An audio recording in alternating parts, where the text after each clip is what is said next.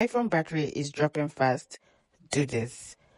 No long intros. This is how you're gonna preserve your iPhone battery health. You open settings, and settings, you scroll down to battery and click on battery. On battery here you see battery health and charging and you click on it.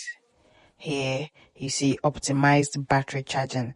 Now, if yours is turned off, it's going to make your battery health drain faster.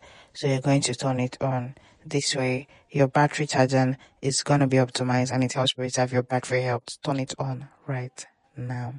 Next, you open settings. On settings, you scroll down to apps. On apps, you click on App Store. Here, if your automatic download is on, you turn it off, right? And then if your app update is on, you turn it off so that apps will not automatically update on its own, thereby draining your battery. Next, you go to settings. On settings, you click on general. On general, scroll down to background app refresh. Here, as you can see, it's off. Now, if yours is on anything, make sure you turn it off. It makes app to not be updating on the background, thereby preserving your battery and in health, preserving your battery health. If you watch to this point, the next trick you should try out is to open settings. On settings, you scroll down to privacy and security. On privacy and security, you click on location services.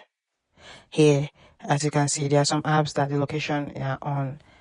Yeah, so any app that you see on always, if you don't need this to be on always, you can click it on while using app or never. But then I always advise to put it on while using app for apps that I use often. Yes, but then putting it on always is going to be making the app to keep having access to your location, thereby draining your battery.